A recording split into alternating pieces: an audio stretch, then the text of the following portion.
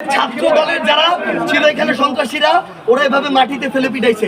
এখন নাসিরউদ্দিন পাটোয়ারি কিংবা আমাদের সমালোচনা যদি পছন্দ না, আপনি কথা দিয়ে সমালোচনা করেন, আপনি যদি গায়ের জোর দেখান, সন্ত্রাসী কায়েম করতে চান, তাহলে তো এটা আগের সাথে কোনো পার্থক্য নাই। তো তারেক রহমানকে বলতে হবে উনি এই ধরনের আরেকটা সন্ত্রাসী বাহিনী পুষতে চায় কিনা, যেটা ছাত্রলীগ ছিল, যুবলীগ ছিল।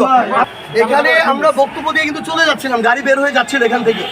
এরপরে আমাদের গাড়ির উপরে কিভাবে রড নিয়ে, দেশীয় অস্ত্র নিয়ে ছাত্রদল, যুবদল, বিএনপির যারা সন্ত্রাসী তারা কিভাবে আক্রমণ করছে, আমাদের মিডিয়ার গাড়িকে নাসিরউদ্দিন পাটোয়ারির গাড়ি ভেঙে চুরে শেষ করে দিচ্ছে, ভিতরে পায় নাই।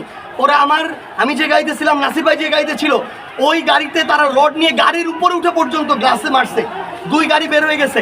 এরপরে আমাদের যে জেলার সেক্রেটারি এনসিপির, তার এখানে হাত ভেঙে ফেলছে, একদম রড দিয়ে পিটায়, একজনের চোখ উঠায় ফেলছে, একজনের এখানে মুখ ফাটায় ফেলছে। এই ভাইদেরকে নিয়ে যখন আমি সদর হাসপাতালে যাইতেছিলাম, ওই টাইমে সদর হাসপাতালের ওই গেট থেকে আবার ওই ছাত্রদল, যুবদল, বিএনপির সন্ত্রাসীরা আমাদের উপরে রক্তাক্ত হামলা চালায়। এবং আপনি দেখেন রড দিয়ে আমার হাতে পর্যন্ত পিটানো হয়েছে। উনি আমার জেলা এনসিপির সেক্রেটারি, আপনার দেখেন ওনার হাতের কি অবস্থা করা হয়েছে, রড দিয়ে কিভাবে পিটানো হয়েছে, এখানে পিটানো হয়েছে। এবং এখানে আরো এমন অনেকে আছে যাদেরকে ওরা আলাদা করে আটকায় রাখছে, আটকায় যেভাবে ইচ্ছা ওভাবে পিটাইছে। এটা তো মানে আওয়ামী লীগের খুনি বাহিনীকে ওরা ছাড়াই যাইতেছে। তারেক রহমান, সালাউদ্দিন আহমেদ বলুক যে তারা এই ধরনের খুনিদের পোষে, তাদের বিরুদ্ধে আমাদের আবার নামতে হবে। এরা ভুলে গেছে এরা 17 বছর কি জুলুমে ছিল, কিভাবে এরা অন্যায় শিকার হয়েছিল। এরা ভুলে গেছে যে এই জুলাইয়ে আমরা কিভাবে কি করছি একসাথে সবাই মিলে।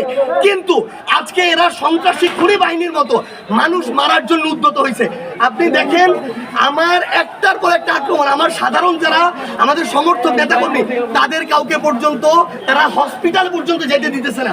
উনার এই হাত ভেঙে শেষ, উনাকে হসপিটাল যাইতে দিচ্ছে না।